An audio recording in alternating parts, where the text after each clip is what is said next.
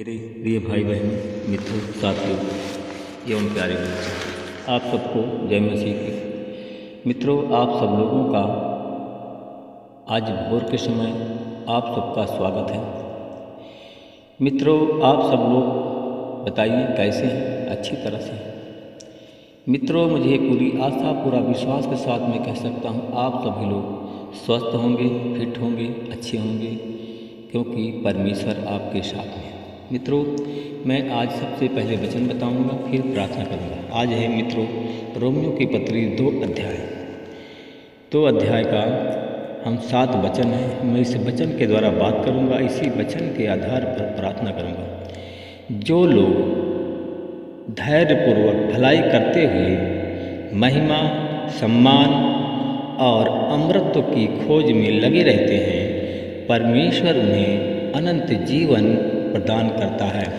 मित्रों, आप सब बताइए, क्या आप सब लोग अनंत जीवन चाहते हैं?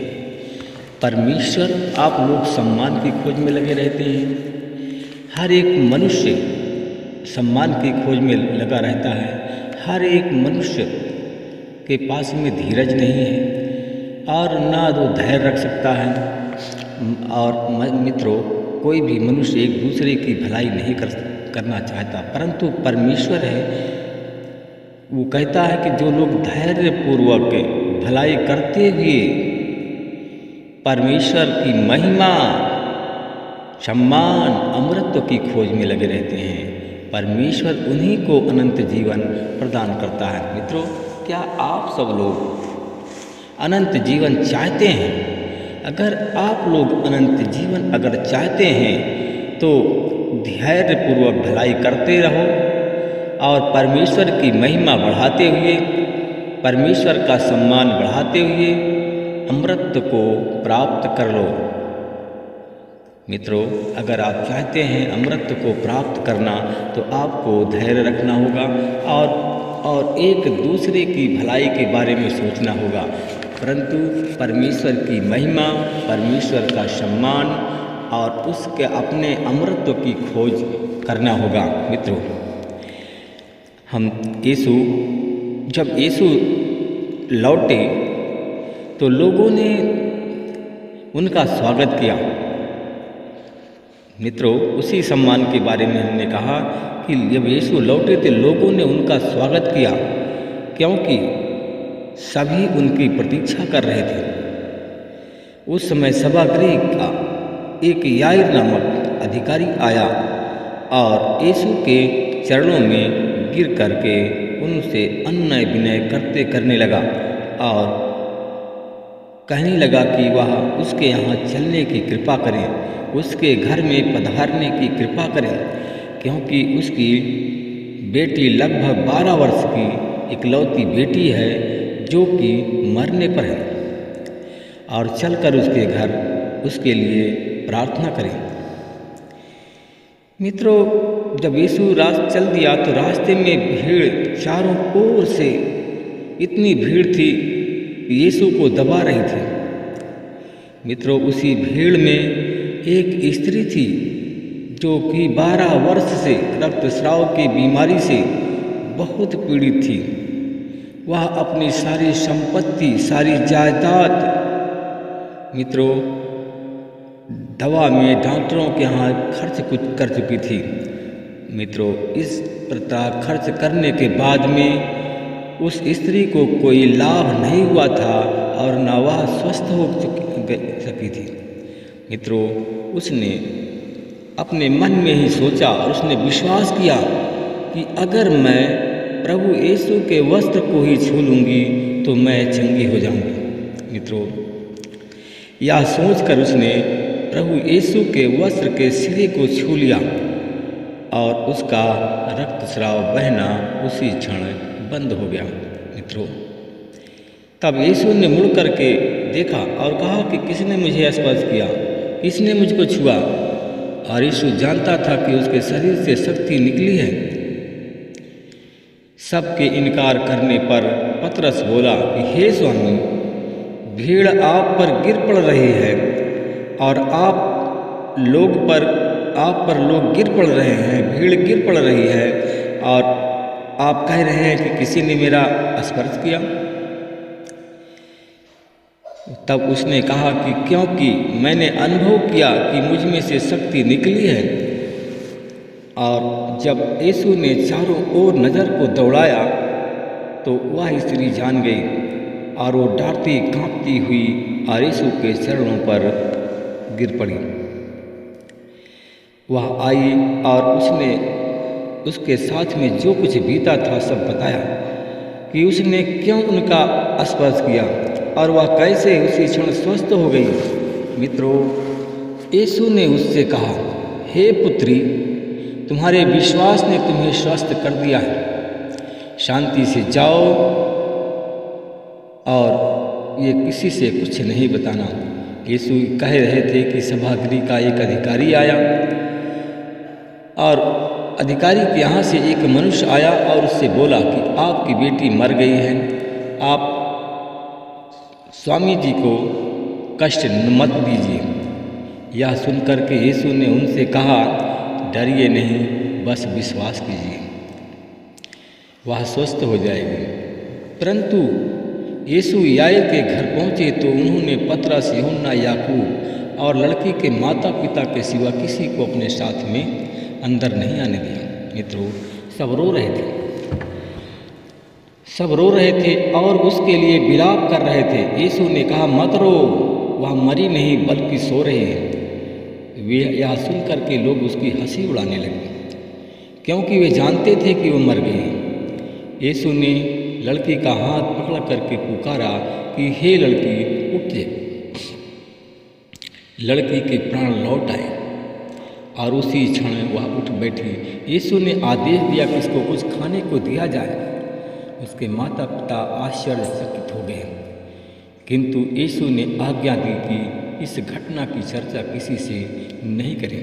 मित्रों, जब यीशु वहाँ गया तो उसका लोगों ने सम्मान किया, और जब लोगों ने सम्मान किया तो उसने उस लड़की को छुआ और वह मर गई थी और जीवित हो गई। क्योंकि देखिए मित्रों, परमेश्वर की महिमा बढ़ी कि नहीं, और लोगों ने वहाँ पर यीशु का सम्मान किया।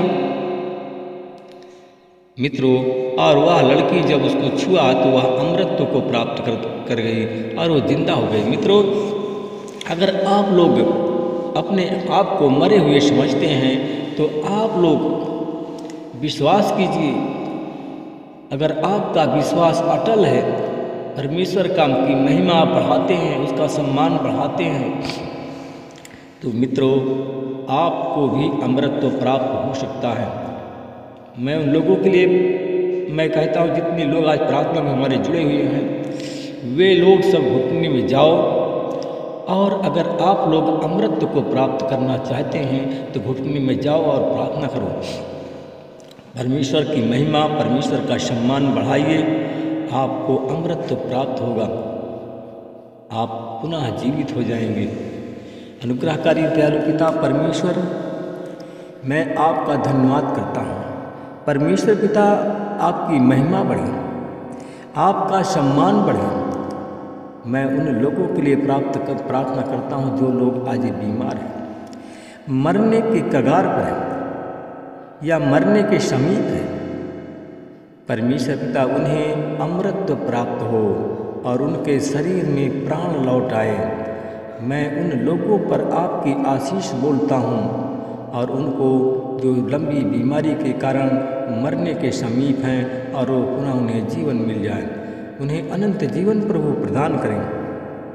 परमेश्वर पिता, मैं धन्यवाद करता हूँ, उन भाइयों के लिए मैं प्रार्थना करता हूँ। परमेश्वर पिता, जो भाई बहन हमारी प्रार्थना में जुड़े हुए हैं, जिनके सर में दर्द है, आज यीशु मसीह के नाम से उनके सर दर्द की बीमारी को निकालता हूँ और यीशु मसीह के नाम से चंगाई देता हूँ।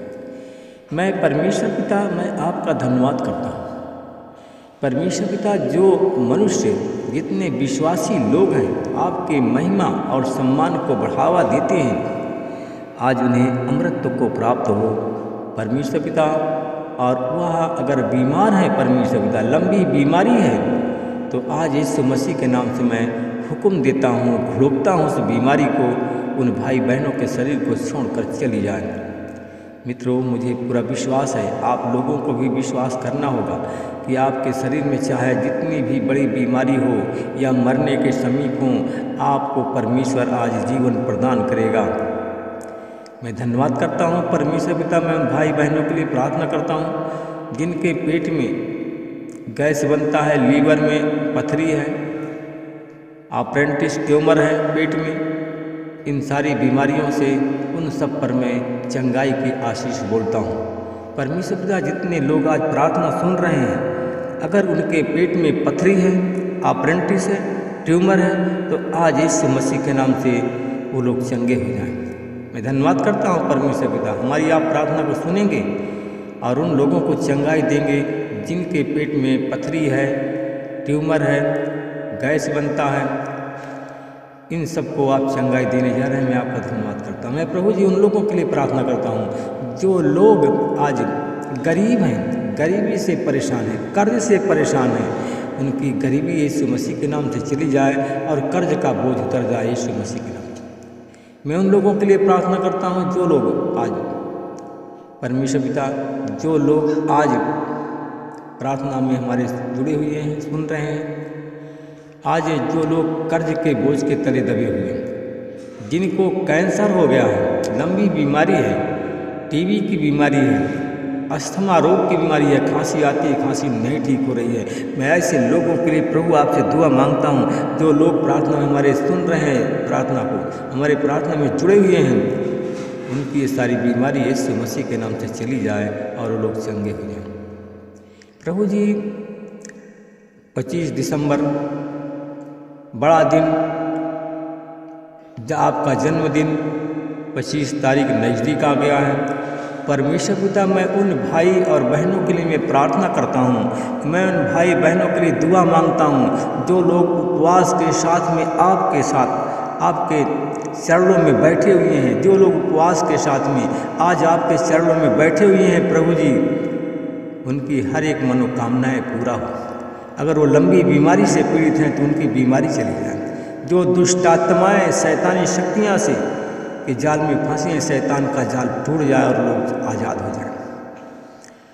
मैं उन लोगों के लिए प्रार्थना करता हूँ जो बांझ स्त्रियाँ, जिनके पास बच्चे नहीं हैं, अगर प्रार्थना में जुड़े हुए हैं, अगर उपवास प्रार्थना में हैं आज, तो यीशु मसीह के नाम से उनको संतान की प्राप्ति हो जाए। मुझे पूरा विश्वास है कि प्रभु 100%, 100% मैं विश्वास करता हूँ कि जिन लोगों ने आज उपवास किया है और उपवास के साथ आज प्रार्थना में हैं और हमारी प्रार्थना को सुन रहे हैं, उन्हें संतान प्रभु आपने दे दिया है। बहनों और भाइयों, संतान आपको मिल गई है। मैं धन्यवाद करता हूँ परमेश्वर पिता, जितने लोग आज उपवास के साथ में प्रार्थना सुन रहे हैं, आज उन लोगों के जीवन में मैं आपकी आशीष बोलता हूँ, उनकी गरीबी चला जाए और उनके जो कर्जदार हैं उनके कर्ज सब माफ़ हो जाए। जो नौकरी की लालसा करता है, अगर उपवास के साथ में आज प्रार्थना को सुन रहा है और उपवास कर रहा है, तो आज उनको सरकारी नौकरी की मैं आशीष देता हूँ। और वो लोग हमारी बहनें में जिन लोगों को मैंने पहले देखा है, वो भी अगर उपवास में अगर हैं 100% IAS और PCS अफसर वो बन गई। हमारे भाई जो उपवास में हैं, IAS PCS की तैयारी करते हैं, मित्रों 100% की गारंटी है, परमेश्वर आपको IAS PCS की आप लोगों को जो चाहते हैं वो अवसर बना दिया है। महिमा आपको देता हूँ, प्रार्थना को यीशु के नाम से मांगता हूँ।